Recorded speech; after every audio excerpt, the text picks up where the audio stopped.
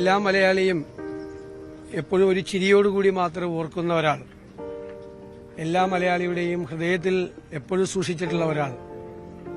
അദ്ദേഹം പറയുന്ന എല്ലാ കാര്യങ്ങളെയും നർമ്മത്തോടെയും ഗൗരവത്തോടുകൂടിയും എടുക്കുന്നവരാണ് എല്ലാവരും. അദ്ദേഹമാണ് വിട്ടുപോയത്. എല്ലാ മലയാളിക്കുമുള്ള ഫീലിംഗ് എന്ന് പറയുന്നത് കുടുംബത്തിൽ നിന്നൊരാൾ പോയതുപോലെയാണ്. ശരി, ഏറ്റവും അടുത്തൊരാൾ പോയതുപോലെയാണ്.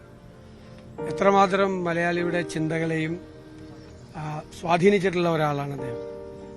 എഴുത്തിലൂടെ ഭയങ്കര സറ്റേറിക്കലായി സാമൂഹ്യ വിമർശനം നടത്തുകയും രാഷ്ട്രീയ വിമർശനം നടത്തുകയും ഒക്കെ ചെയ്ത ഒരാളാണ്.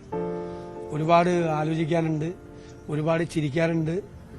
കാണുമ്പോൾ തന്നെ നമുക്ക് മനസ്സിലൊരു സന്തോഷം ഉണ്ടാകുന്ന ഒരാളായിരുന്നു.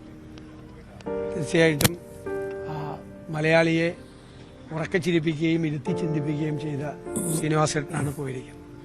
ഞാൻ എല്ലാവരും ദുഃഖം ഉള്ളവരാണ്. എല്ലാവരും ആരോട് സംസാരിച്ചാലും എല്ലാവർക്കും വല്ലാത്ത വിഷമമാണ്. ആ ദുഃഖത്തിൽ ഞങ്ങൾ എല്ലാവരും പങ്കുചേരുകയാണ് കുടുംബത്തിന്റെ പ്രയാസത്തിൽ.